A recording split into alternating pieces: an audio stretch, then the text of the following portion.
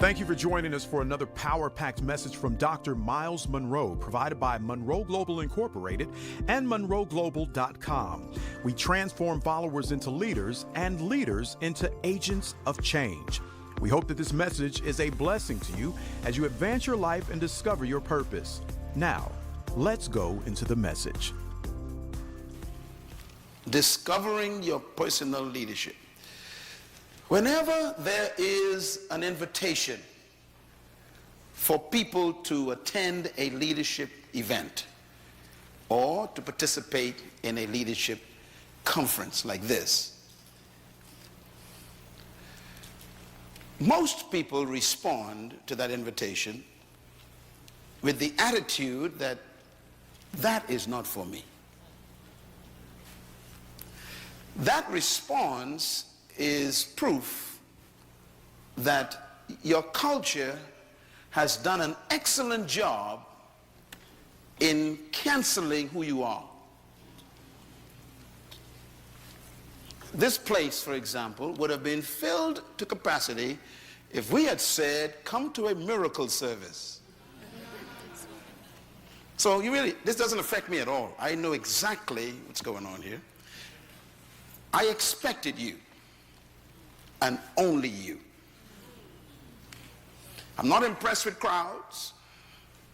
You see me? I speak to them all the time, millions of them.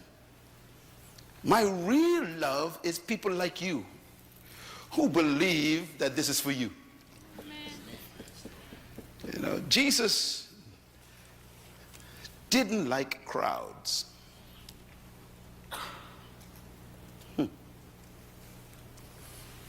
He didn't trust them.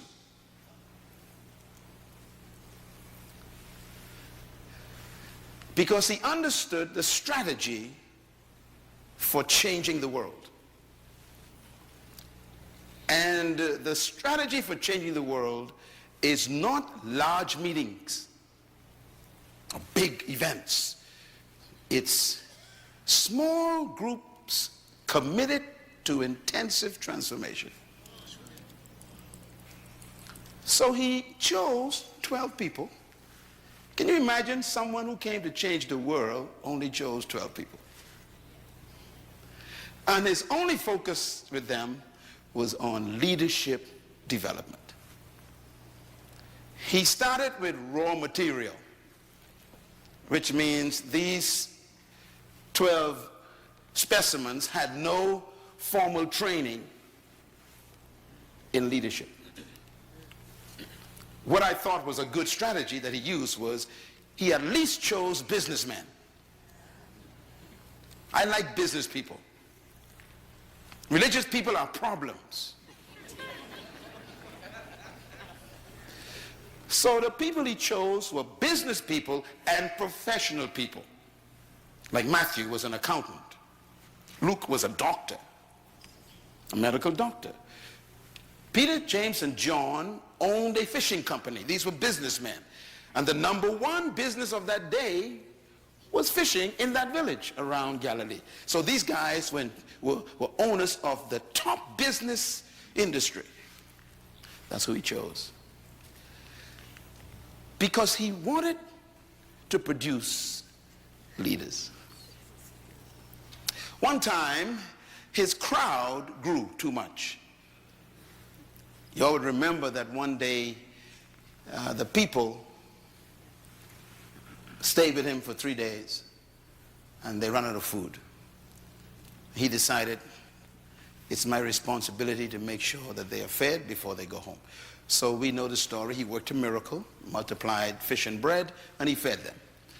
And the Bible says after that meeting was over, 70 joined him. 70. Can you imagine having 12 people and all of a sudden you grew by 70%? Now normally when you grow by 70% you are excited. Jesus was not. He was suspicious. Why? Because he understands big crowds. They are not interested in changing. They're interested in feeding. So he turned to the 70 and he asked them a question. Why do you follow me? That was the question. Now, normally, if you are a pastor, and your church grew by 70% in one day, you wouldn't ask that question. Matter of fact, you would say, thank you all for coming. But his suspicion was high. He said, why do you follow me? And then he answered the question for them. I know why you follow me. Is it not because of the fish and bread I fed you yesterday? See, there are people who just want miracles, but they don't want to change.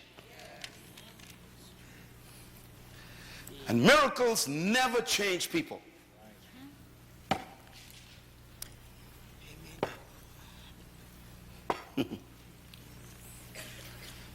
You would remember the children of Israel.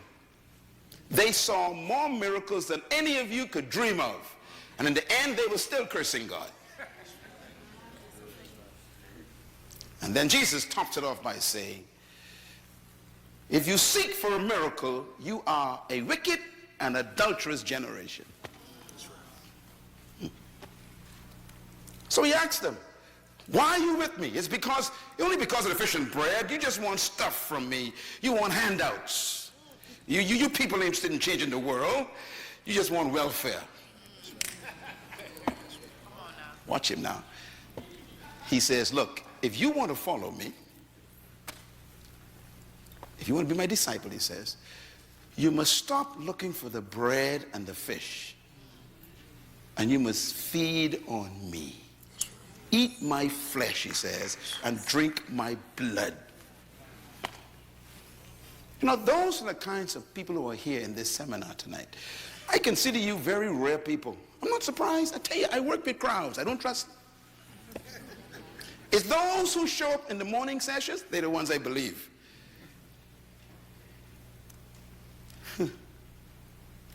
Those ones who come to the workshops, they're the real people. They're the ones who God will spend his time with and give them what they expected and more. The Bible says when the 70 heard this, I must eat your flesh and drink your blood, feed on you. It says, they said to each other, this is a hard saying. In other words, you are demanding too much. You want us to stay with you and look to you for our livelihood? It says, they forsook him and walked away. Could you imagine losing 70% of your members in one day? Sure, it can happen. But what intrigued me and impressed me is what he did after they left. It was a leadership act. Because he was training now these 12 guys, okay? So he turns to the 12, this text says, and asks them a question. Will you leave also? In other words, are you just like them?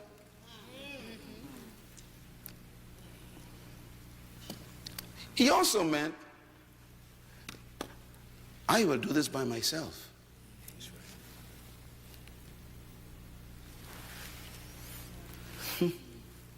By the way, that's one of the most important principles of leadership, you know. Finding something worth doing by yourself. That's good.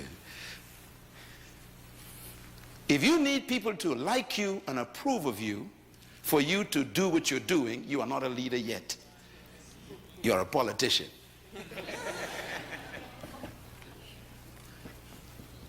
He was willing to go alone. Peter spoke up and said, Master, Rabbi, which means master teacher. I'm going to paraphrase Peter, okay, a little bit. Peter probably said, we think you are crazy, Jesus. We too think you are a little bit weird, but you make sense to us. In you, he says, we have found the words that give us life or give our life meaning. That's what leaders do. Leaders give people's lives meaning. That's why they follow you. People will follow you when they receive a sense of significance for their own lives.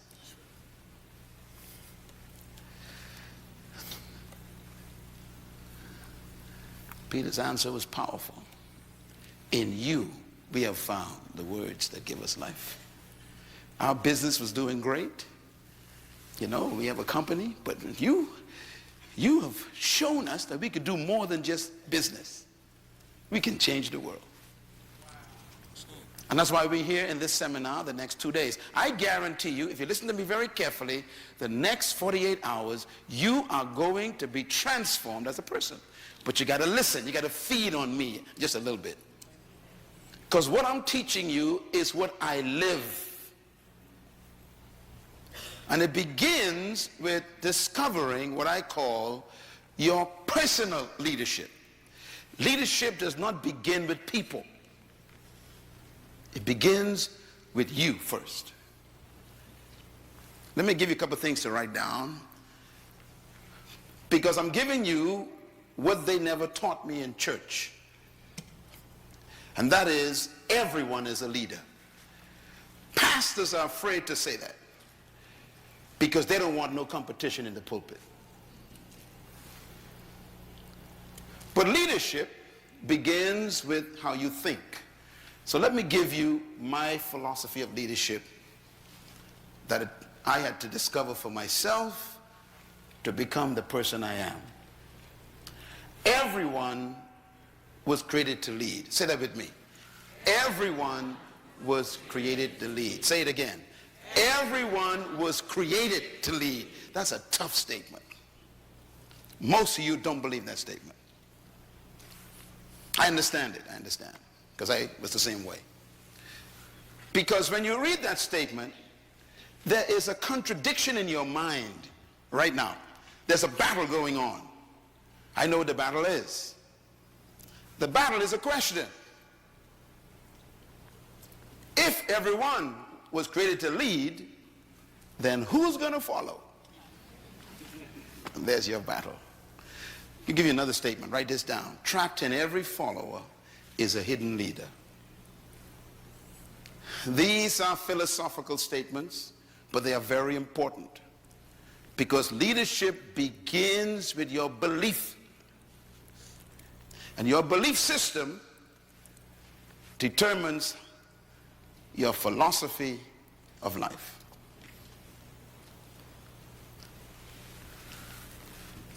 If every follower is a leader, then the question becomes a problem again.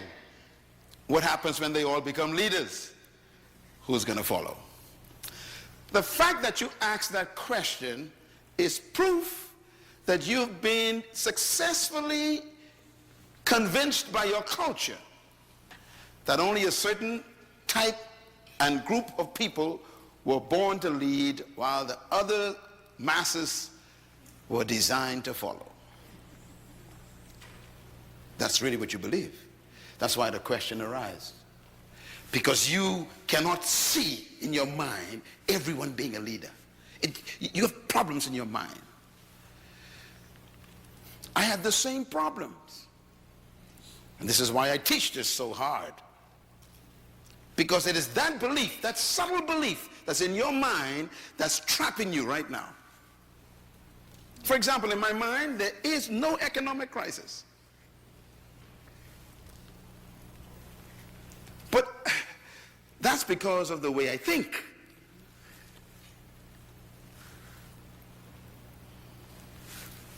So your thinking is your life. I'll give you another statement to write down. You were created to lead and designed to dominate. Say it with me. I was created to lead and designed to dominate. Now the words are very powerful. You don't evolve into a leader. You were created to be one. The manufacturer actually had leadership in mind when he created you. But look at what they've done to you. They've made you an employee. And they told you where you can be employed and where you cannot be employed. And then they restrict how far you can rise in that employment. That's right. What have they done to you? It's because nobody has challenged the system. This philosophy is not new that I'm teaching. It's as old as God. Write this statement down, please. True leadership is self-discovery.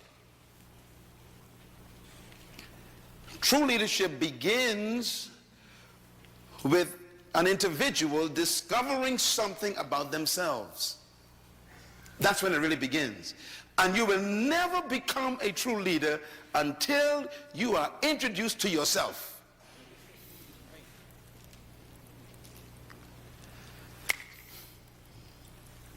You know, if you were to study the leaders of history who really changed the world, beginning with people like Moses maybe, you know, here Moses is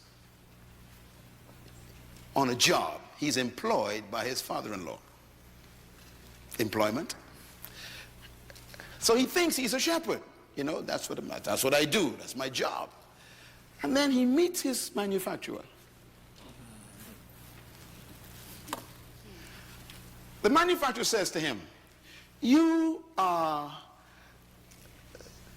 the deliverer and the leader of 1 million people. You are also an author of the first 5 books of the Bible. You are the leader of a labor force. You are a lawgiver for all the nations of the world. They're going to steal your laws and use them. His answer, you must be talking to somebody else. You see, when you meet yourself, you are always afraid.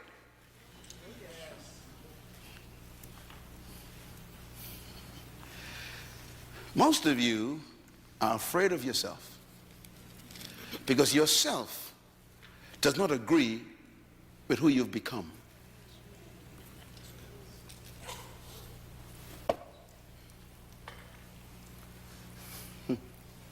You think you are a shepherd, a manager, a supervisor, and your real self is the first prime minister of a country called Israel. And when I introduce myself to myself, myself says to myself, that's not me. And I argue for 3 weeks with myself.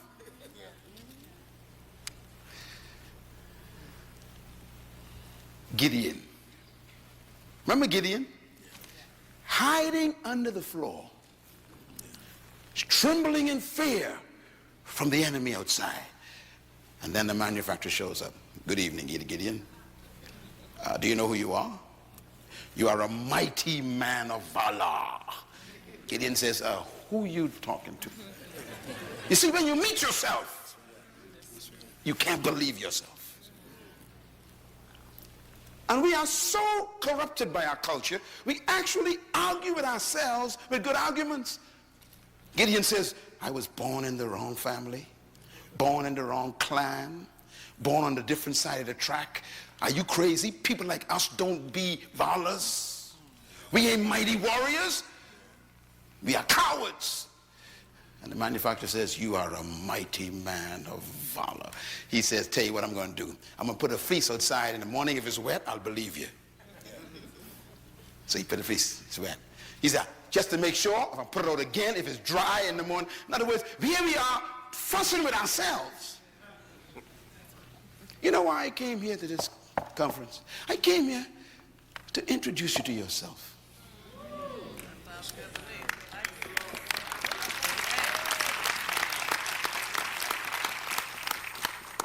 What you are doing is embarrassing to God. What you are proud of, he's ashamed of. What you settle for is a shock to heaven. I know what I'm talking about. I was there. You got to discover something. And that's where leadership begins. It begins with self-discovery. I want you to take a look at this slide. This is a car. You ever seen a car like that before? That's a car.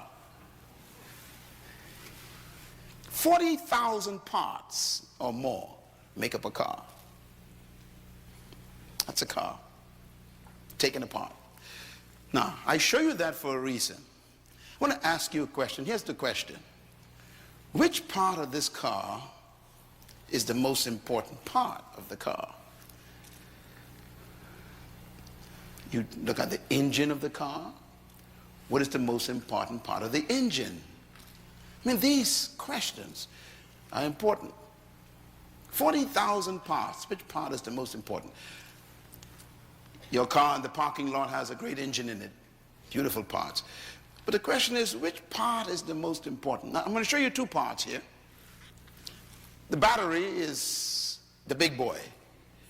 So if I was to ask you which is the most important part of your engine, you would probably say the battery, because the battery has all the power. Powerful. You know, we like powerful people, don't we? Power. Hallelujah, power. You know, we like power. So we go for the power. We say the battery is the most important person in the car, because the battery has the power to get things started.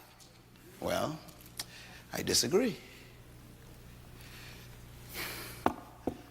So who's the lead in this engine? Is it the battery? Well, we got a little thing on the side called the spark plug. Now, the battery probably costs about 150 bucks. Spark plugs costs about maybe, 10 bucks. So we got difference in value as well. Can the battery become more important than the spark plugs? If you remove the spark plugs, the battery is useless. So who's more important? Well, I don't know yet. I'm going to show you something else. Right in the middle of this picture, there is a little wire. Right in the middle, in the background. See a little wire? It's called a terminal wire. The terminal wire is what you connect to the battery and to the generator. The terminal wire costs $4. The battery costs $150. Who's more important in this car? Well, let's find out. With all the power the battery has, if you remove that $4 wire from the battery's terminal, the battery is useless. So who's the leader? Well, let's find out here.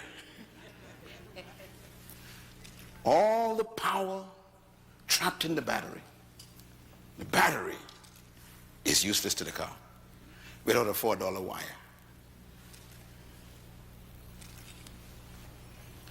Who's the most important person in your organization? Is it the CEO or the maintenance woman? Is it the secretary who types? Or is it the manager of stores that oversee resources? Who really is the leader? See, this scenario is an interesting one, because that $4 wire can shut the car down. The car is worth $80,000. $4 can shut it down. Isn't that amazing? Now the problem is, this little terminal wire has to connect to the battery and to the generator. And all it does is a function called transfer. It transfers power to the generator that hits the spark, that turns the shaft, that caused that whole engine to turn over, to cause the wheels to turn, and you can control it. Transfer. The only problem is the terminal wire has no power. It's just a transfer function. That's good. Only problem with the battery is it cannot transfer. It has all the power. Only problem with the spark plug is it ain't got no power and can't transfer, but it can produce fire. So who's the leader in this whole situation? No one and everyone. That's the answer. Here's the answer. Everyone is a leader in their area of functioning. Write it down. This is the concept of leadership that God introduced.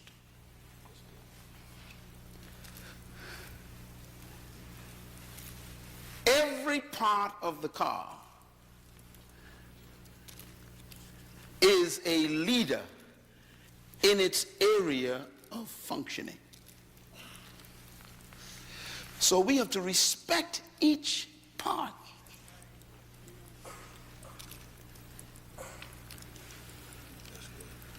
They have successfully convinced you that you are useless.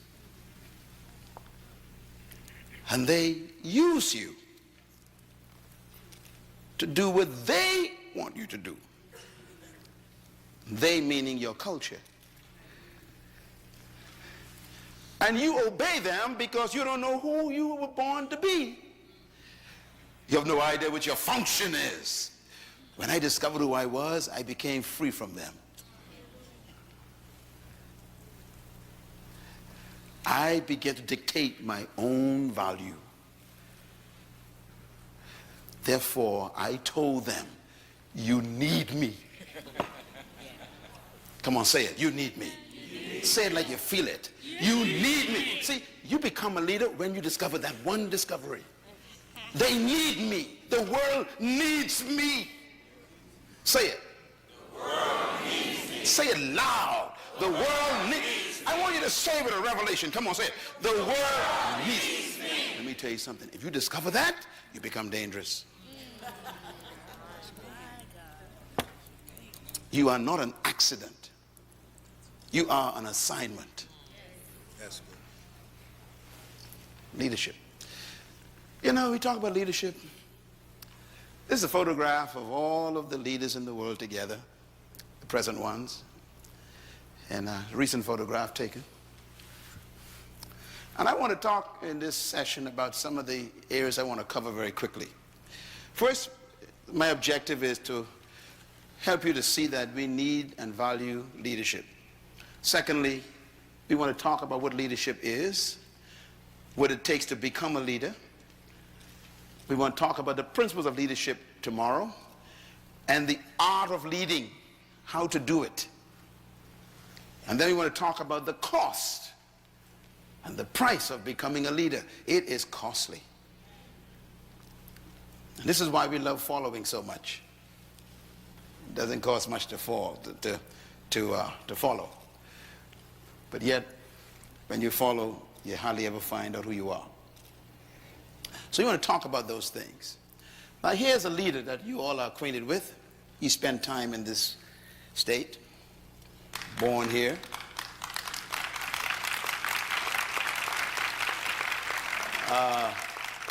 Walking through the airport of this state capital, they have his coat and tie.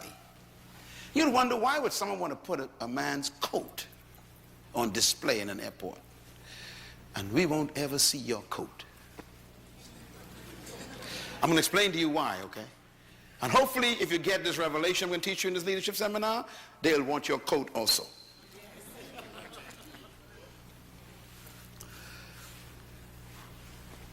Leadership is an amazing thing. First of all, here's why leadership is important. Write this down. Nothing happens without leadership. Nothing happens without leadership. Number two, nothing changes without leadership. Number three, nothing develops without someone taking leadership. Number four, nothing improves in any situation without leadership. Number 5, nothing is corrected without leadership. If something is not right in an environment, someone has to emerge and take the leadership. Number 6, nothing advances without leadership. Number 7, nothing succeeds without leadership. Number 8 is a reminder. We are always being led by someone, whether we think so or not. So look at how important leadership is. It improves, it changes, it develops, it corrects, it advances, and it brings success in life. This is probably one of the reasons why the religious people are so ineffective, because they pray too much for things to be corrected, to change, to improve, to develop, to advance, and to succeed.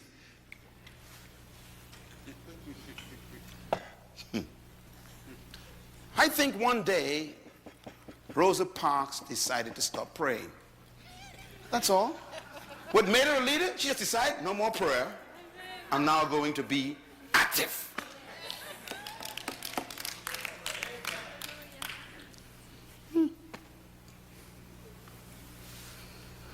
This is why the drug problem in your community is so diabolically destructive, because you keep praying for them.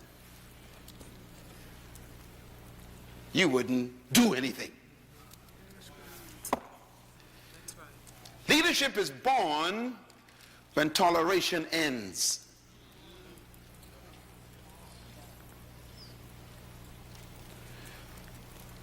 Why? Whatever you tolerate, you will never change. What did I say? Whatever you tolerate, you will never change. This is why there are very few leaders in your city. Your toleration level is very high. Leaders are usually angry people. As a matter of fact, you will learn tomorrow night the secret to becoming a true leader. And one of the secrets is anger. Yes, Lord. Wow. When you decide, I have had enough, a leader is about to be born. Yes, yes. Thank you.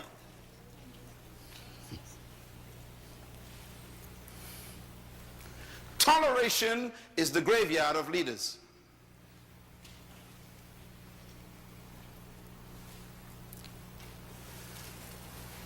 And that's why we lack leadership in the 21st century. Everybody wants to be liked. Nobody wants to rock the boat. And that's why we're not leaders, because we want everyone to agree with us. So what we have is companies and churches and nations that are overmanaged and underled. Don't ever confuse a manager with a leader. No manager is a leader. But leaders are managers. What's the difference between a manager and a leader? In my book on the table called Becoming a Leader, make sure you read that book. It deals with this subject. But let me give you a hint. A manager maintains things. A leader changes everything. A manager follows policy. A leader creates policy. A manager keeps tradition. Leaders break it. Managers focus on the bottom line. How much is it going to cost? Leaders focus on the horizon. Let's do it. Yes. Managers focus on doing the right thing. Leaders are very unique. Managers are always focusing on doing things the right way, is what I'm saying. Leaders want to know whether we're doing the right thing. If you are led by a manager, you will never grow. If your pastor is a manager, the church is stuck. If your department is headed by a manager, it will never expand. If your husband is a manager, your family is stuck.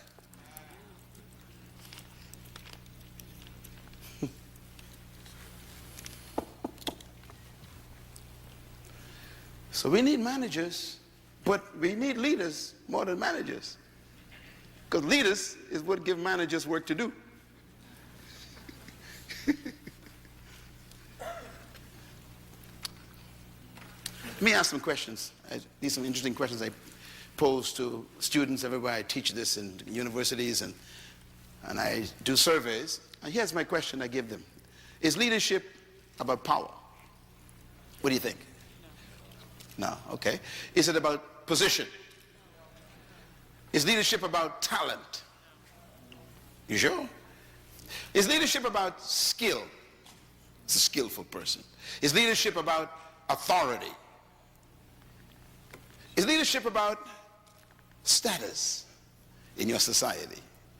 Is leadership really about charisma?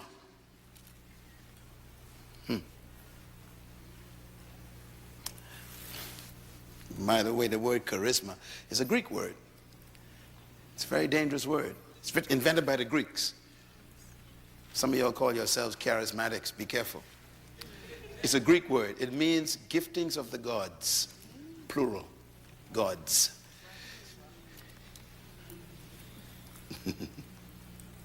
Because they were polytheist. They believed in many gods. Charisma. The giftings of the gods. Paul used it. He borrowed the Greek word to teach on the gifts of the Holy Spirit. But it's a Greek word.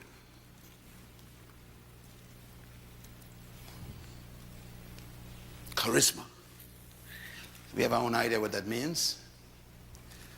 Last question, are leaders born or made? Very important question. Some people struggle with that. I answered it years ago.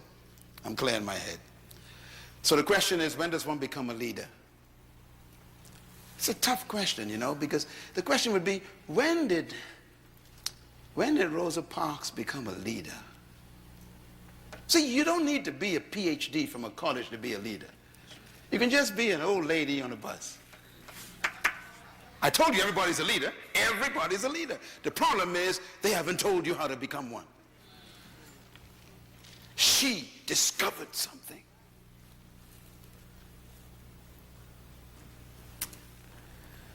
Don't die the way you are. Don't give them the privilege of firing you. You're better than that. Don't let people terminate what you call a career. How dare you allow people to cancel your life with a pink slip? This is crazy.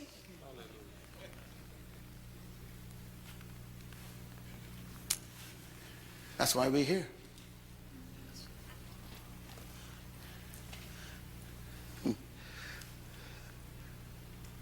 The dumbest animal on the planet is a sheep. Some of y'all don't know that. In case you don't, I'm going to say it again. The dumbest animal God made is a sheep. Do you know why? There are no leading sheep. I want you to study a flock of sheep anywhere. You will never see a leader. It's the only animal in the world that doesn't have a leader. Elephants have a leader. Bulls have a leader. You know, bees have a leader. Everyone except the sheep. If someone say you are a sheep, that's not a compliment.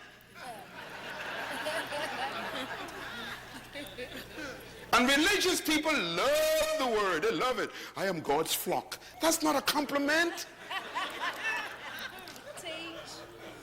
Follow me. I'm going to show you how we are screwed up even in our theology has made us what we are. The sheep is the dumbest animal because he will follow anyone because he has no leader.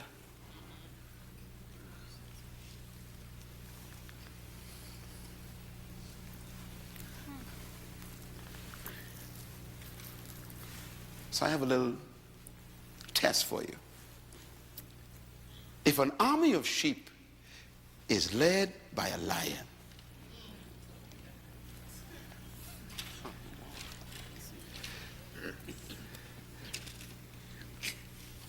do you believe they will always defeat an army of lions if they are led by a sheep? And the answer is yes. An army of sheep led by a lion will defeat an army of lions if the lions are led by a sheep. What's the moral of this parable? Here it is. Write it down. Number one, leadership determines the quality of the followers. You know, a good leader can transform cowards into warriors. A good leader can transform frightened people into fearless people. Again, what a state to be teaching this principle. The state of Georgia. Years of oppression. And then a short little preacher became a lion. And he motivated frightened people to stand in the face of water hoses.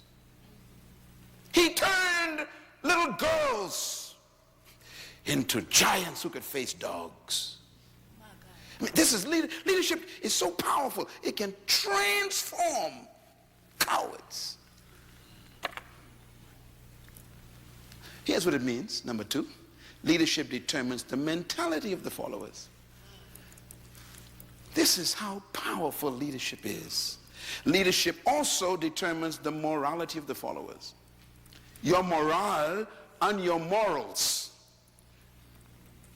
can be transformed by the right kind of leader. Leadership also determines the attitude of the follower. In essence, leadership determines the commitment of the follower. That's why we need you.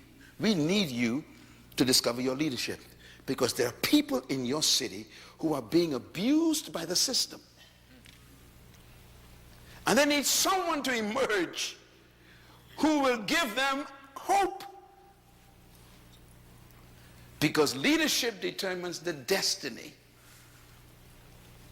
of followers.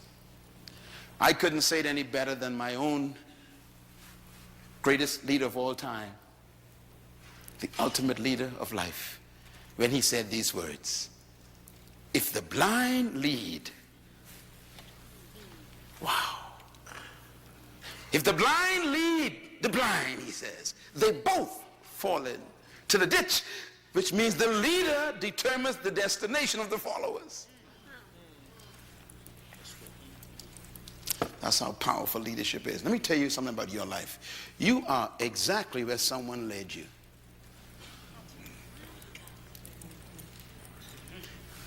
If you don't like where you are right now in your life, you're going to have to reconsider changing leadership.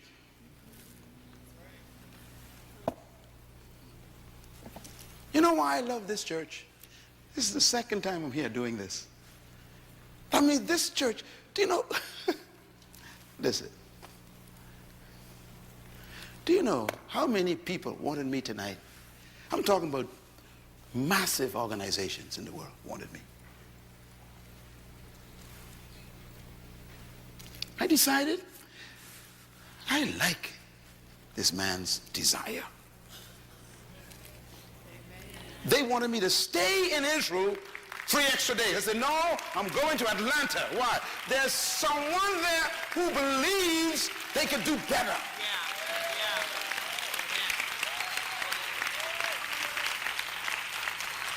I don't don't think the members of this church really know who their pastor is. See, your problem is you want to shout and sing hallelujah, and then die broken sick. This conference is about to set you free from that stuff. Yes, sir.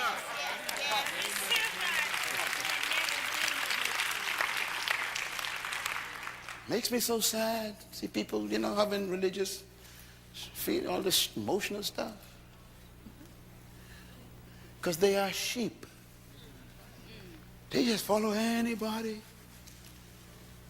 People come in town with a white suit, white Bible, white shoes. They run to that person. Just sheep. If the blind, what? Lead. You know what Jesus is just telling us? He's telling us it's possible for a person to be in charge with a title, with a position, with power, with influence, and still be blind.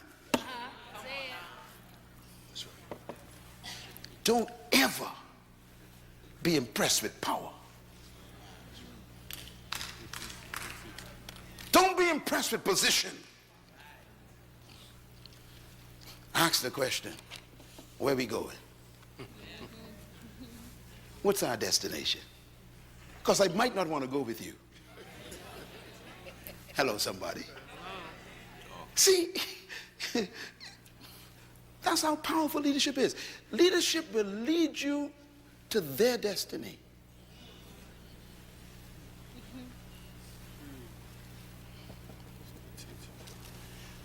Some of you know the story about Jim Jones in Guyana. Sheep. I mean, sensible people with a brain with 500 billion cells followed a man in a bush and drank poison. Because they never asked the question, where are we going? What is your vision? Write this down. Vision is more important than leadership. Please get the book on vision on the table, please. Very important. People think that leadership is important, but vision is more important than leadership, because vision is what creates the leader. What makes you a leader is the fact that you see a future that's better than the present.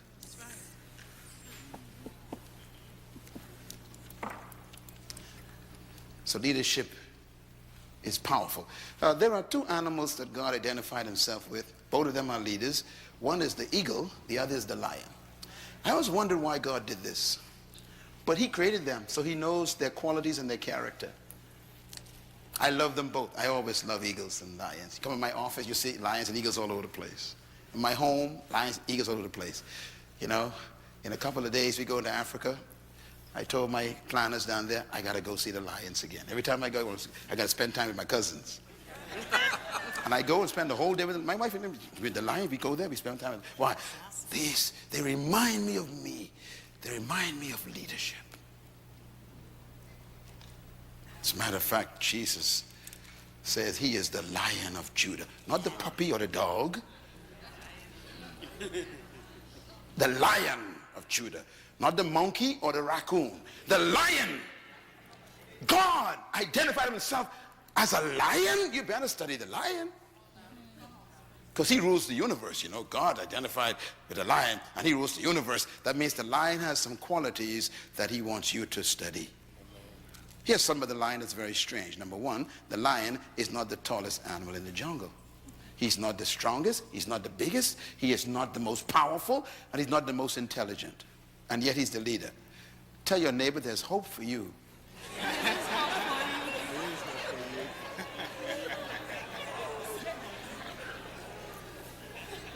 What the lion has done is he has canceled all of your excuses for not being a leader.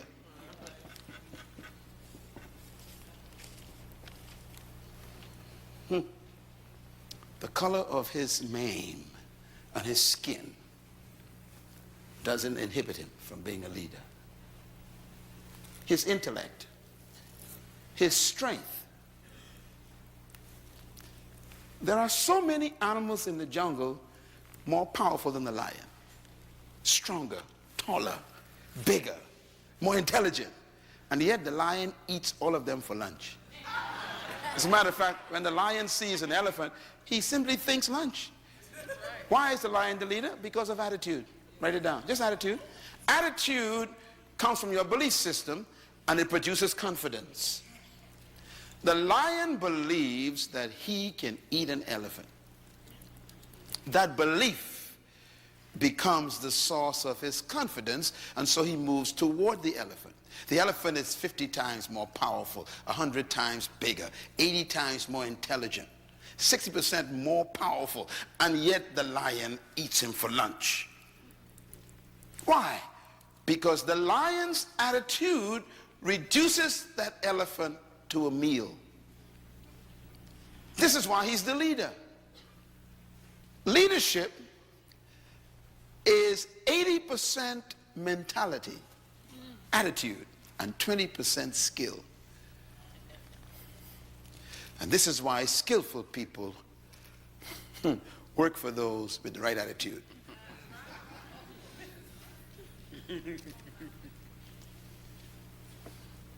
Look at this lion. I took this photograph myself. There's an elephant and the lion doesn't move. You see, when you look at your problems, how do you respond to them? You got a bill that ain't being paid. You got a mortgage that ain't seem to be addressed. You have demands that you can't meet. This is an elephant. How does a leader look at these things? They see it differently. A leader looks at the elephant and he simply thinks one word: this is lunch. The thinking controls the action of the creature. That's why he's dangerous. What makes Myles Munroe dangerous is my thinking.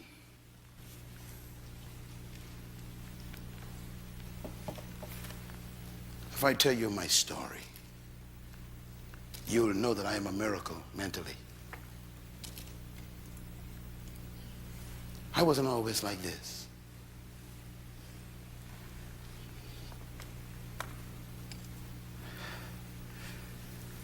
I was changed between my ears.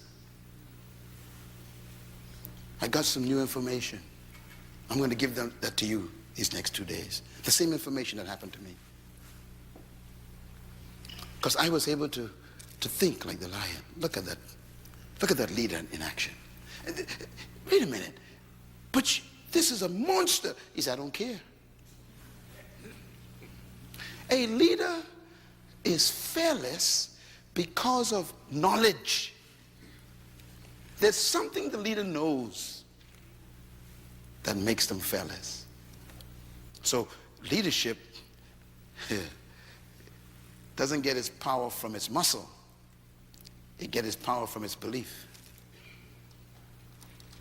You will never be a leader until I can change the way you believe.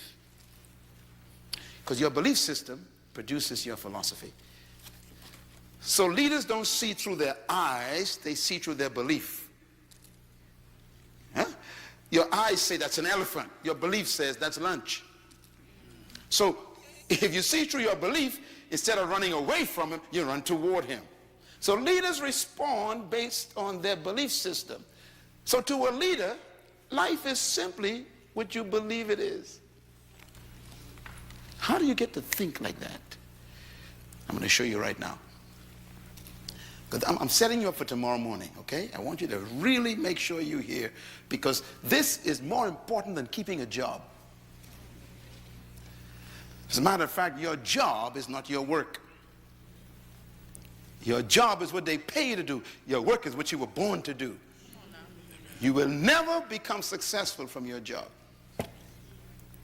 And your job, you know, ain't permanent.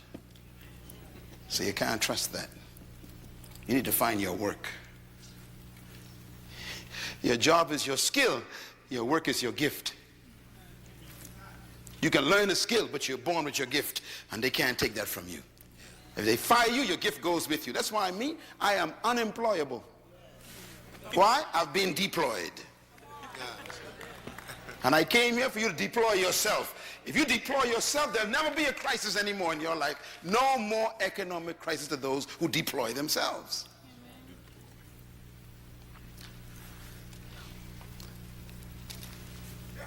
How do you think? And how do you get to think the way you think? And what made you think what you think right now? Where'd you get this attitude from that you have? The history that created you is still with you. And even though you wear different clothes, drive a different car, it's the same person. Because somehow our history is so heavy. It's tough to cut loose. We still apologize for being successful. That's right. We feel ashamed to be in charge. It's amazing. See, when you still carry your history, you are afraid of success. Because you may lose your friends who ain't going nowhere. Very subtle problems.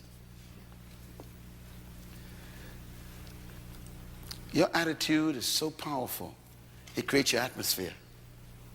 It also is a source of your natural lifestyle. And if you're going to change your life, you got to change your attitude. Now here's the bottom line. Write this down. Your belief system is the source of your attitude.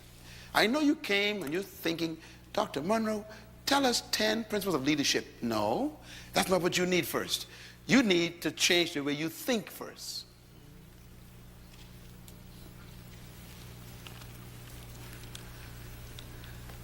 I was invited to speak at Harvard University a few months ago, and the room was filled with all of these technocrats and these professors and all these, Ivy League people. And they invited me to speak on leadership. Do you know what I came in there and talked about? I talked about thinking. When I was finished, first standing ovation ever at Harvard University, they says. They had never heard anybody get into their heads before. I exposed those who were racist. I showed them that your thinking is your philosophy that destroys the way you treat people in your department. That's good. And until your thinking change, you are contaminated leadership. They had never heard such a level of teaching on leadership. Why? Because unless your mind changes, you will never become a leader. Ladies and gentlemen, let me put it this way. Attitude determines your limitation, which means that your belief system determines how far you go. You can never lead beyond your attitude and your belief system. And that's why your life is what you think it should be and exactly what it is. Attitude is the manifestation of your personal philosophy. And that's why this first session is dealing with discovering your personal leadership first. Then we could talk about people. Write this down. Philosophy is a product of your ideas. And this is why I started this session out with a question. Do you believe that everyone is a leader? You had problems with that. And I understand, because the culture doesn't allow it. Could you imagine going to work tomorrow telling your boss, I am a leader too? You just have problems with that.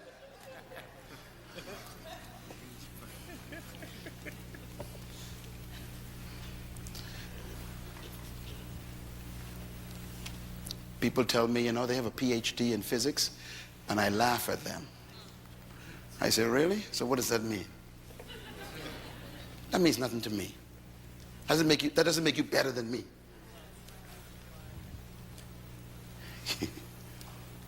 Your education doesn't change your human value.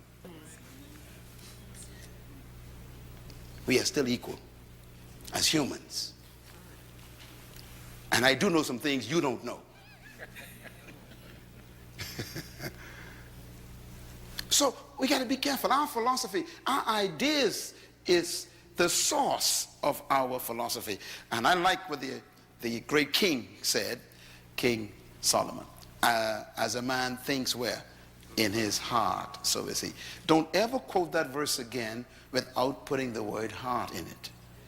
Most of you quote that and leave the word heart out. And the most important part of the verse is the word heart. As a man thinketh, so is he. That is not what he said. As a man thinketh in his heart, so is he. Why? Here's why. Because the heart is the Hebrew word that has to do with the center of reasoning. It's the place where you have meetings with yourself. Where you talk to yourself. That's your heart. That's the meeting place where you are reasoning with yourself. That's where you sit down and say, well, let's see now. Can I do this? Can I not do it? Can I really do this? That's where you're having meetings with yourself. Because that's where your belief system is hidden. In other words, your heart is also, Paul calls it the hidden man. The psychologists would call it your subconscious mind. I call it your hard drive. You know, this iPad got a hard drive on it. Don't trust what's on the desktop. The display, don't trust that. The stuff on the inside, that's the real thing. Now, what is your heart? Your heart is the place where you keep all the ideas you collected all your life, the ones you believe, you keep it. So when you hear the word heart in the Bible, don't point at your chest. Point at your head. Blessed are the pure in heart. Don't go to your chest. Religious people go to their chest. The pump in your body is not impure. It's doing its job, pumping blood. So, blessed are the pure in heart. It ain't nothing to do with your pump. It has to do with your mind. Are your thoughts pure?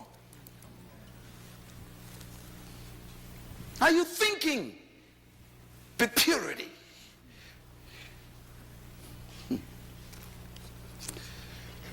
So, he says, as a man thinketh in his heart, so is he. As a man thinks in his subconscious mind. What have you downloaded as your software on your hard drive that you believe? Every time someone presses a certain button in your life, whatever is there comes up. For example, there's some of you black people in this room. When a white man comes into your department, you become very nervous. And when a black man comes, you act like you don't care. In other words, there's something in your heart, your hard drive still got some problems. There's some viruses. You're sick.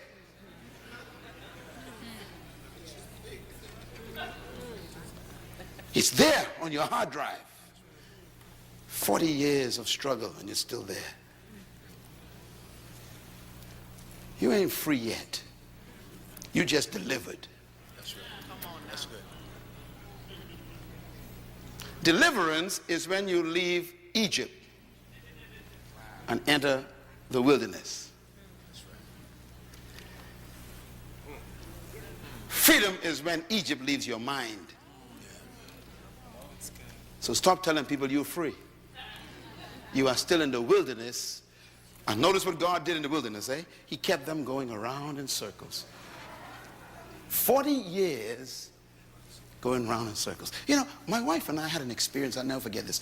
We went from Israel to Egypt. And, you know, we were going to visit Egypt for the first time. And this years ago we went there. We've been there a couple of times. And, man, the aircraft took off. And I'm getting excited. I'm going to see Egypt. I'm going to see Pharaoh, you know, remains of the, you know, all this stuff. Get excited. And before I could get excited, they said, we're about to land. Fasten your seatbelts. I said, wait a minute. We just took off. And the flight attendant says, yes, we're landing. I said, well, we just left. She said, yes, but we're landing. Ah. I said, what are you talking about? It's only been 20 minutes. She said, yes, we are in Egypt. 20 minutes. We are in Egypt. I said, what are we doing in Egypt already?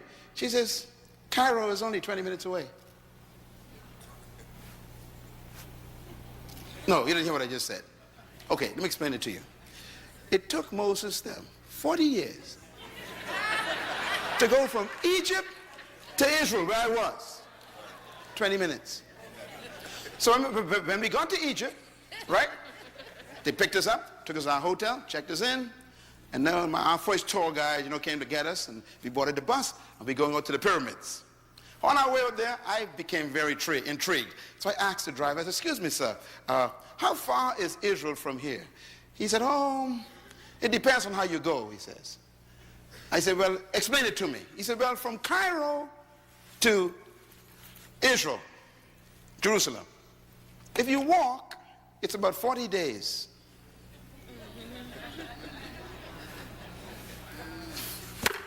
You take a bus, it's 24 hours. Take a plane, it's 20 minutes. I told my wife, where's my Bible? I got to read my Bible again. I went back hotel room, grabbed my Bible. I said, let me just see. I think God made a mistake. It took them 40 years for a 40-day trip. And then I read in the Bible, it says, because they had not gotten Egypt out of their minds, the Lord led them the long way round until their children were born. Let me just give you the point I'm making here. God will deliver you, but will never set you free. You got to set yourself free. They walked around in that desert for 40 days. Why? 40 years. Why? Because 40 years is a generation. What was God doing? He was waiting for 40 years until he got what they were carrying in their loins. The next generation. When the kids came up, God killed them all. Killed all the parents. By the Bible says God allowed none of them to go into the promised land. Why? Because they were still thinking about onions instead of milk and garlic instead of honey. They didn't change their thinking.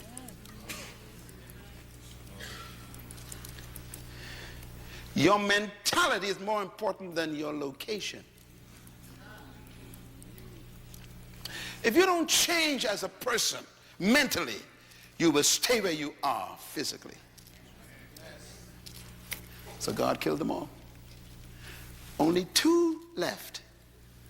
And those 2 were born in the desert. Caleb, Joshua. They had no memory of oppression. They believed anything was possible. Leadership begins with thinking. So my question is, what is your philosophy of leadership? Well, why don't you believe that you could own a company? Why the first thing you look for is a job instead of look for a business? It's subtle questions, but why? Why do you go to college and study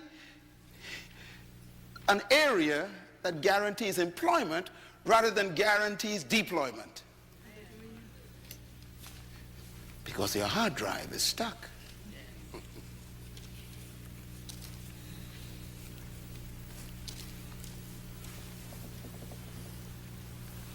I sit with heads of states. You saw those pictures. Heads of state, kings, governments.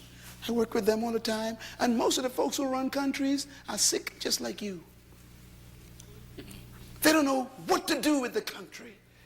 Power doesn't make you smart. It exposes your ignorance.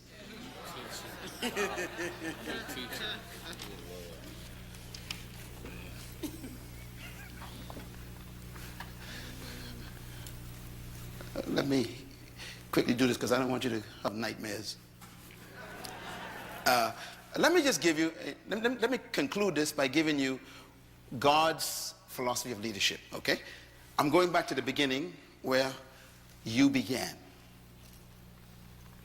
Genesis chapter 1 is really about you. Verse 26 says, then God said, let us make a species called man in our own image, according to our likeness. And he tells us why. He says, to let them have dominion over fish of the sea, birds of the air, over the cattle and the animals of the field, over all that's growing in the earth, and over everything that creeps on the ground. Now, every word in this statement is very important. And in this verse is the secret to your life. It's the secret to your greatness and your leadership. This is where I found mine right here. I found it in here.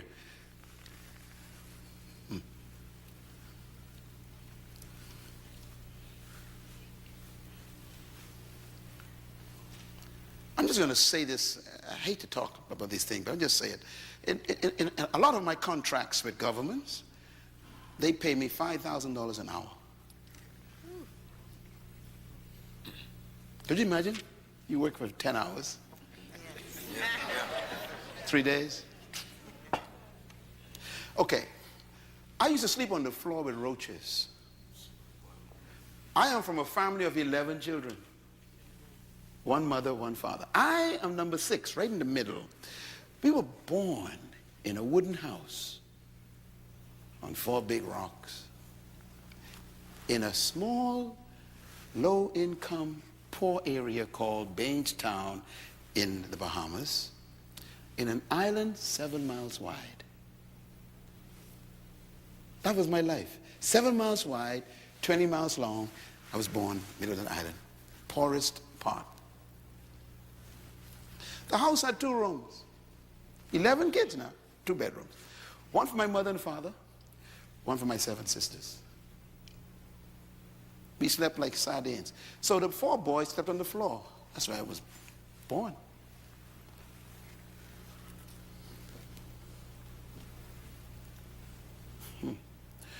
One chicken for 11 kids. The neck was delicacy. Listen, this is my life. 1 pair of shoes for the whole year. If it sprung a hole, I had to put cardboard in it. I remember sleeping with roaches running over my body. I remember waking up in the morning with blotches, blood. I was scratching the mosquitoes that were trapped under the dirty sheet on that mat on the floor. I remember looking up at the ceiling and seeing the stars through it and buckets to catch the water from the rain. Don't talk to me about poverty. And my father was a Baptist pastor. And I went to church 3 or 4 times a week, and I slept with roaches. Don't tell me about religion. So when I talk to you from this position I'm talking to, I'm telling you what worked for me.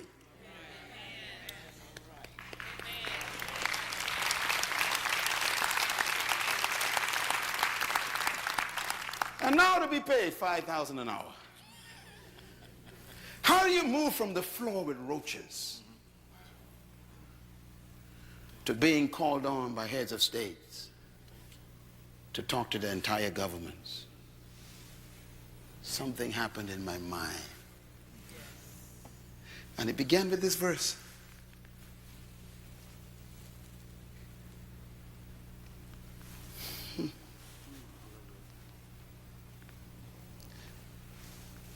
Let us make man. The word man here is the word ish. I-S-H, write it down in Hebrew, ish. It's a plural word, which means that God wasn't making a person, he was making a species. All of us is called man. For example, we call all dogs, dogs. We call all cats, cats. God called all of us man. Man is the designation of the whole species. It comes in 2 models, male and female. But it's all man. And then he says, I want to make this particular product in my own image. Write the word image down. See, this stuff is important. This is what set me free. The word image doesn't mean to look like. The Hebrew word means characteristics. Characteristics. Let them have the same characteristics, qualities of God. No Baptist pastor told me that. My father couldn't teach me that. He didn't know it. I had to find it for myself. I have God's character. Wow. What a discovery for a little boy sleeping on the floor. I am just like my father, God. Oh, my mind was changing. You know, we had teachers from Europe because we were oppressed by the British, you know. We were bought there as slaves years ago. My great-grandfather was a slave, you know. And so the British people, man, they told us that we were half-breed monkeys. They were very clear. They said, you are not fully humans. They told us this in class. One of them said to me, you are retarded. Your brain is maldeveloped. You are not able to be educated. All you can do is music and dancing. And that's why they still believe that today right here in this city. All your people do is dance and music. Why don't you run the economy?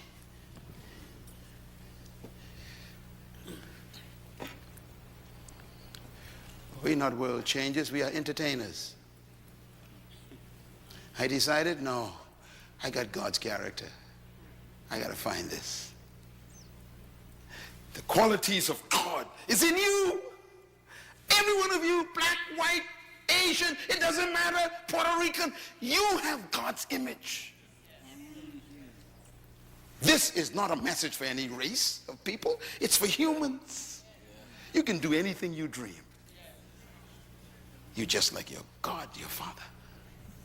Boy, that thing hit me like a bolt of light. Wow. And then the word likeness. I had to look for it myself in the Hebrew. You know what it means? It means to function like.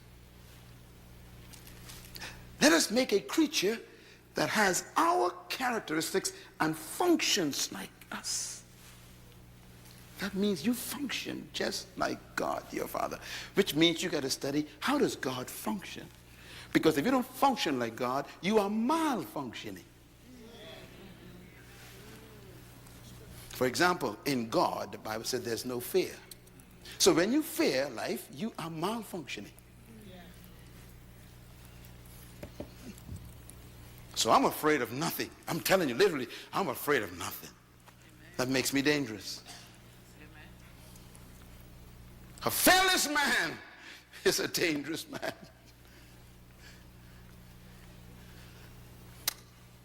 I'm not afraid of death.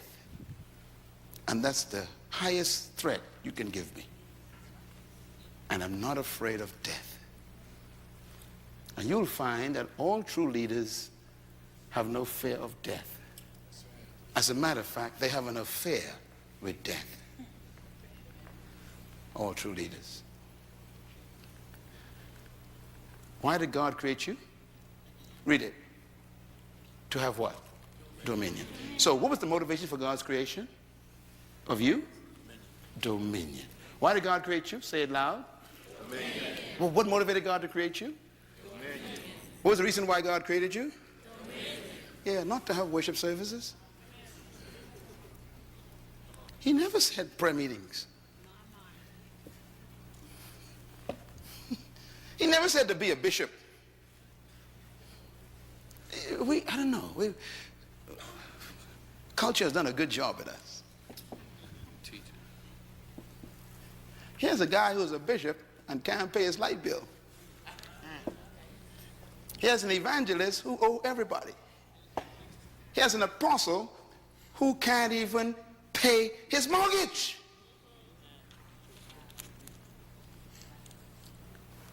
Something's wrong with this. We missed the point. He didn't create you to be a title. He created you to have dominion. Everybody say dominion. Dominion. This is where leadership is born. See? Because the word dominion, I checked it out, is the word radah in Hebrew. Write it down. It actually means to rule. It also means to govern. It means to master, to manage resources. It means to control things.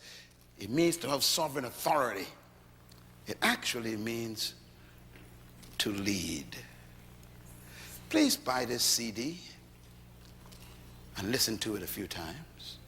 Get this in your spirit. That is why you were created.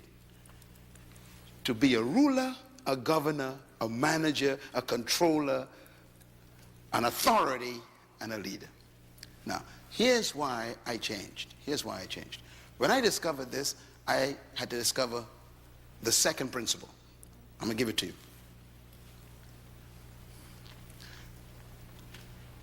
If he designed you, created you to be a leader, a master, a governor, a ruler, a controller, then there must be the ability to do it. But notice, he didn't give you rulership over people. He listed what you should lead. Birds, fish, animals, plants, and creeps.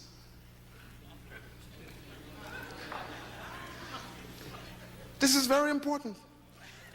God says, let's make a leader, a governor, a manager, a ruler, not to rule people. So leadership in God's mind is not about people. It's about resources.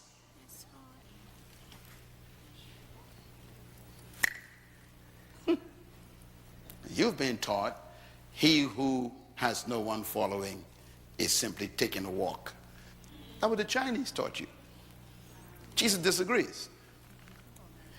He said, you are a leader whether someone is following you or not, as long as you are fulfilling the management of resources through your gift.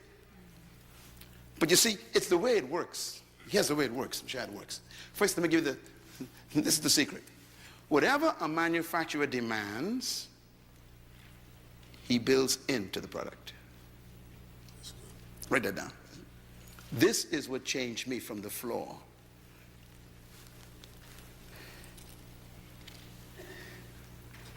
Whatever a manufacturer demands from a product, he builds it into the product. Am I right?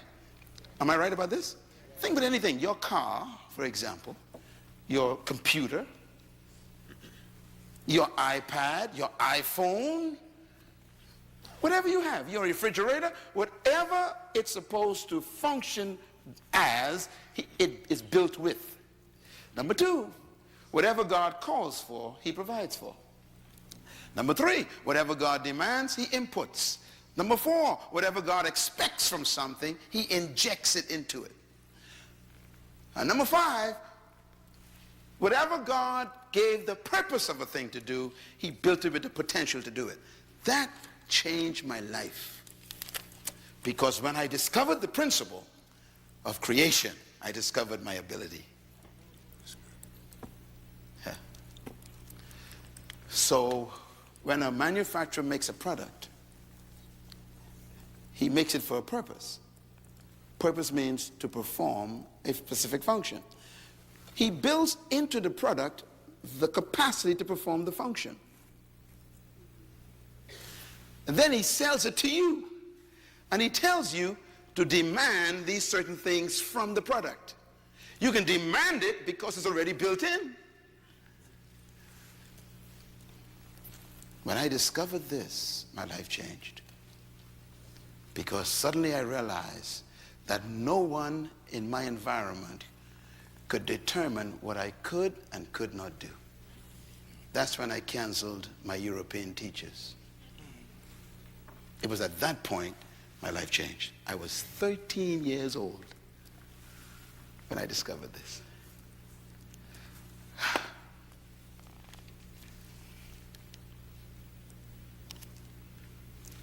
I want to show you something. Give you an illustration. If God created you to dominate, then the capacity to dominate is in you. Do you get the principle? Okay. So whatever you were born to do is built in. So here's what I want you to take a look at then. Conception does not guarantee manifestation. Now what I mean by that is, a bird and a fish were created by God. The fish was created to do what? Swim. So fish do not attend swimming lessons. I know it sounds simple, but it's very important. Why? Because swim is built into the fish. Why? Because God demanded the fish to swim. So he put the ability in it. Birds were designed by God to fly. So birds don't attend flight school. Flight is built in.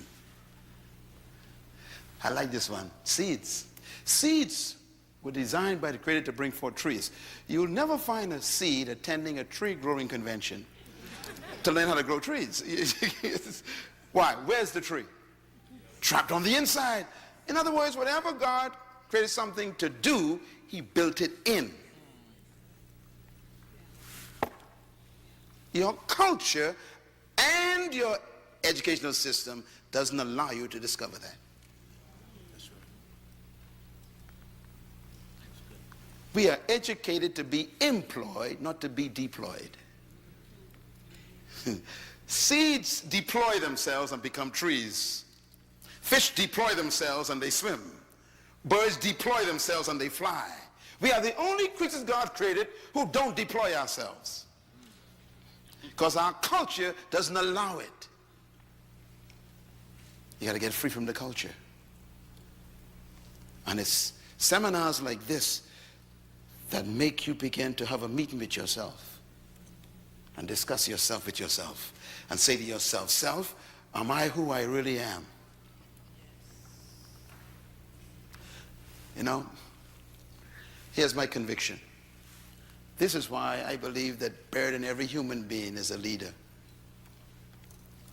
trapped by an erroneous philosophy that you were born to follow. Let us make man to have what? Dominion. To govern, to rule, to lead, control. Which means that somewhere inside of you is a ruler, a controller, a leader, a dominator. Somewhere in there.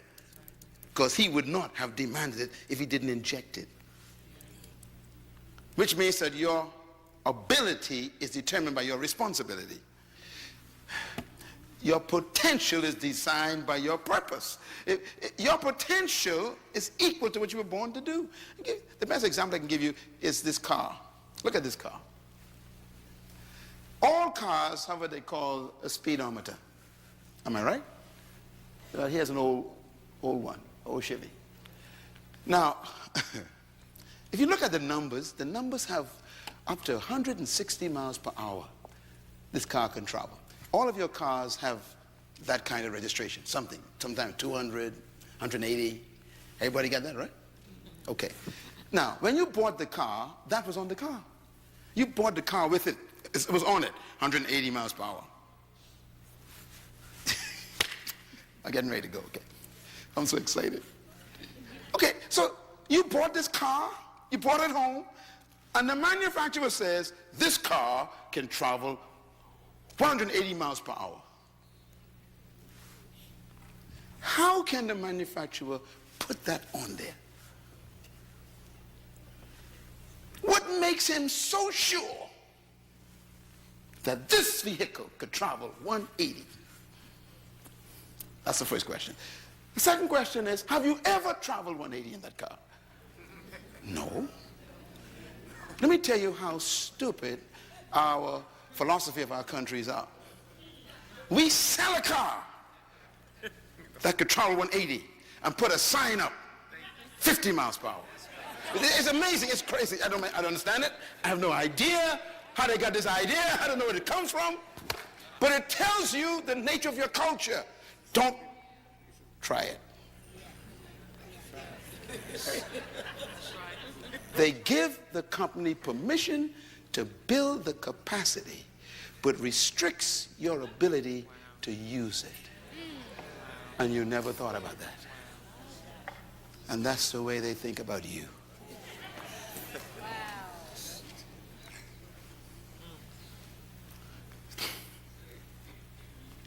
So all your life, you can make 180, but you've been traveling for 50 years at 60 miles per hour. And you think you're living.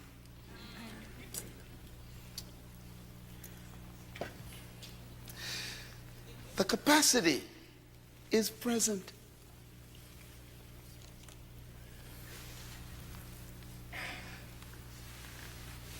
Our culture says you can't go any further.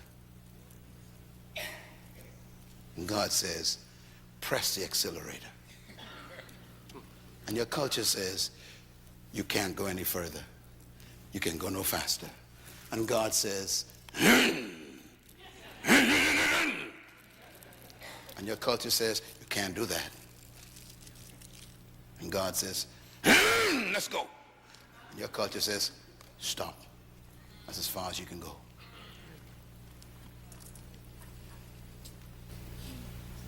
You got to make a decision tonight, see? You have God's ability. And man puts up the signs.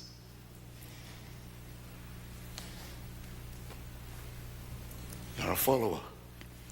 And God says you're a leader. You're an employee. And God says you're a controller. You are a subject. And God says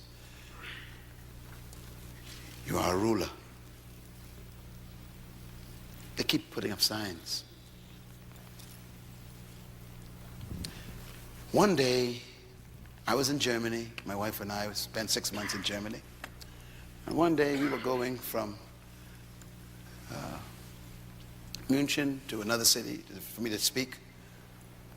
And we got on what they call the Autobahn. The Autobahn is a road without limit, no speed limit. Okay, once you get, you can go as fast as you can. So my host was driving in beautiful black Mercedes. And you know me, I'm from the Western world where there are signs everywhere. Okay? You guys ain't got no Autobahns here. So I'm on the highway, man, and he said to me in German, I spoke German. He said, have you ever been on an Autobahn? I said, what is an Autobahn? He said, this is the street we're about to enter where there's no limit. We can drive as fast as we want. I said, what? He said, would you like to drive? I said, yes. For the first time in my life, I have an opportunity to open a car. Likumbrasate. I felt so excited. I said, man, I get to drive. He said, yes. So he pulled off to the gas station, switched. I got in the car. Hey. My. He said, go on, turn off. We turn off onto the highway. He said, okay, go ahead. He says, we're going to be driving for another 4 hours, so don't worry about it. And man, I began to see that needle go up, and I become excited. And I hit 60, right? Mentally, 60. I go, oh dear. He says, go ahead. I said, really? He said, go ahead. And I went up 80. And my whole heart begins to pump faster. And I'm thinking, I'm flying. He says, Dr. Munroe, please go ahead. I said, you mean? He said, yes, go ahead. I went up 95. He says, go ahead. Now, the car could make 250. And I'm thinking, oh, Jesus, man. He says, go ahead. You are going too slow. Cars are passing me. So I hit 100. And my whole body began to rebel. My mind began to rebel. And I realized that I was corrupted by my culture. And he said, you are going too slow. I went 120. He said, will you please? Now, by this time, I'm the only car on the road. I'm feeling now, man, 125. This is it. I'm the fastest man in the world. And I'm flying out. I'm flying. All of a sudden, 10 minutes later, a car passed me. He said, I told you you're going too slow. I went to 150, and my whole body, my whole mind, everything locked up and said, you can't do this. He said, what's the matter? I said, this is 150. He says, you're still going too slow. This is the Autobahn. The average speed is 185.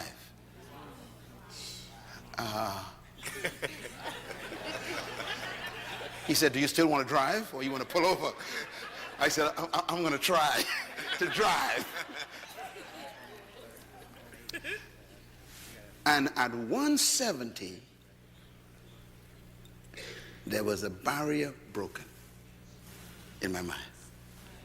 I never forgot that to this day. 170. Something happened to me, and I realized there was life after 170.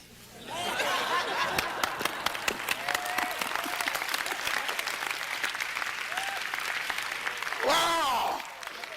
Man!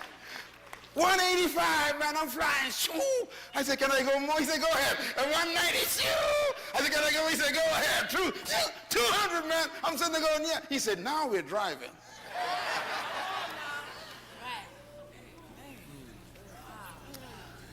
My life has changed that day.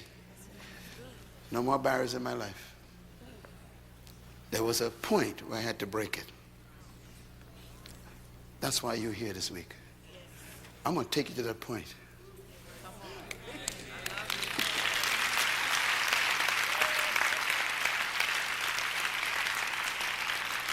You got to break it. There's life after your job. There's life outside your career. There's life beyond the pulpit. Don't let the pastorate become your cage. There's life beyond your employment. You gotta break it. You're a leader. I call it unreleased potential. Driving at 50 with a car of 150. See, you think you're doing well until someone passes you. I thought I was doing well. The guy passed me. I said, excuse me.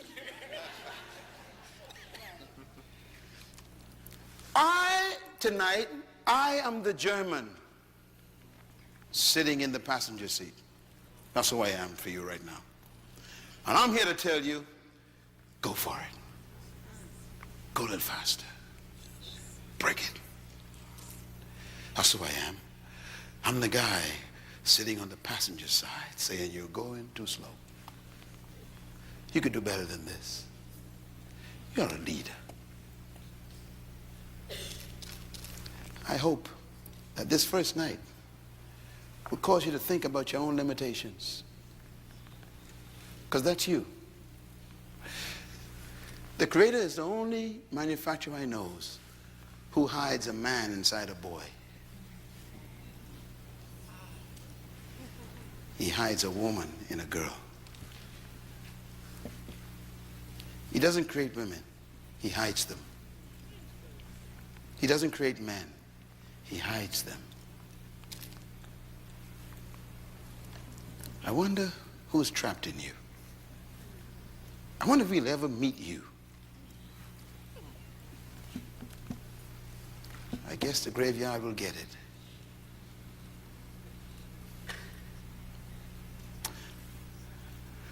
Today I look at myself in the mirror and I kept thinking, that was on the floor with the mosquitoes and the roaches. I wonder who's sitting in your chair right now. You're a leader. Can you see yourself? You know why you're still alive? Because the manufacturer ain't satisfied. He's bored. He's telling you, you've not shown yourself yet. Show yourself. Let me close with these statements. Write them down, please. You were born to lead, but you must become a leader. That's the purpose for a seminar and a conference. I'm not here to make you leaders. I am here to expose you as a leader.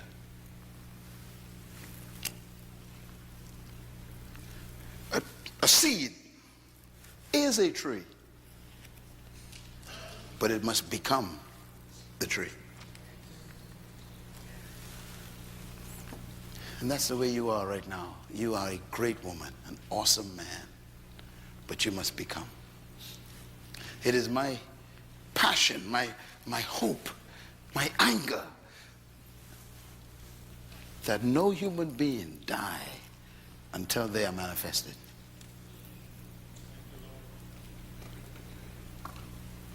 Let's meet you before you go. Let the world see who you really are before you leave us. Show us yourself. Show yourself.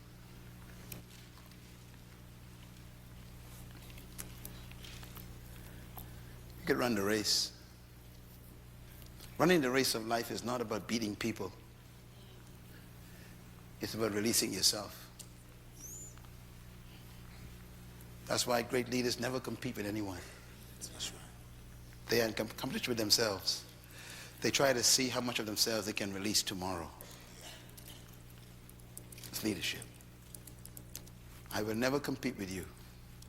I'm too original.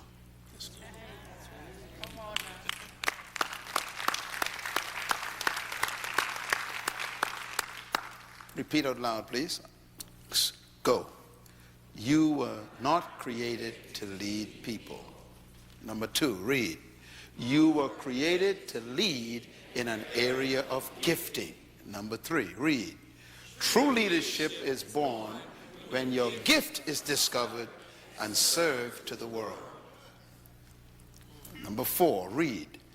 The value in each human is the gift they were born to deliver to humanity. That's you.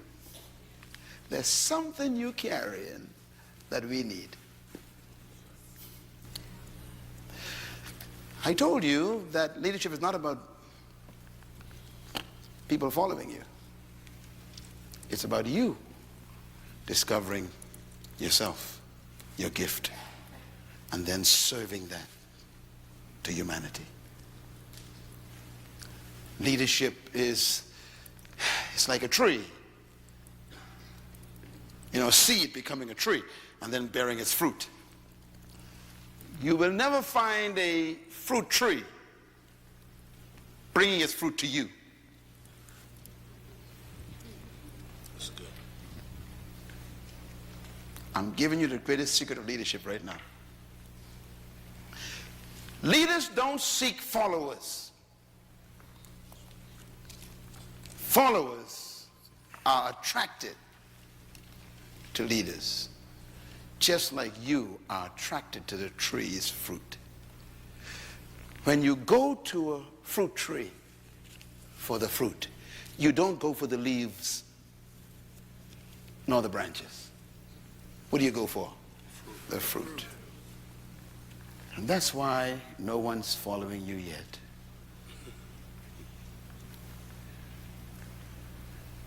Because you're not manifesting your gift.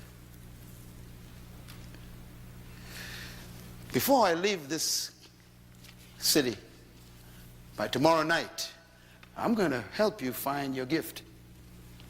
Because when you find your gift, they will find you. And then they'll pay you for it. They will follow you for your gift.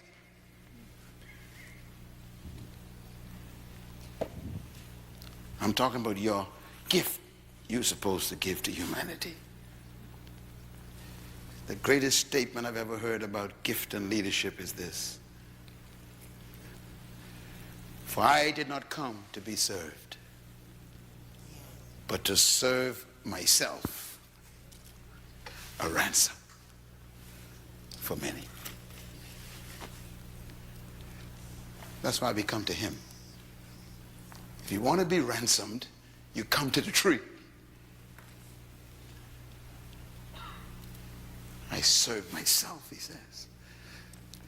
That's why the greatest leadership in the world is to become a servant. Get it? It doesn't mean you are a slave to people. You are a slave to your gift. You serve it. But if you can't find it, you can't serve it. Therefore, you become employed. Tonight is the beginning of change for you. I came from around the world to talk to you because the Creator is ready for you to manifest yourself. What a meeting we have these next 2 days. You're going to meet the most important person you ever met in your life. You're going to meet you.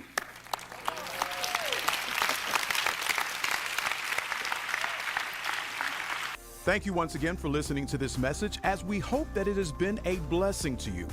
Our goal is to show you new paths and opportunities so that you can discover your purpose. It is your love, support, and partnership that makes Munroe Global possible. Please visit us online at www.munroeglobal.com for more product, partnership, or to join us at one of our live events around the world.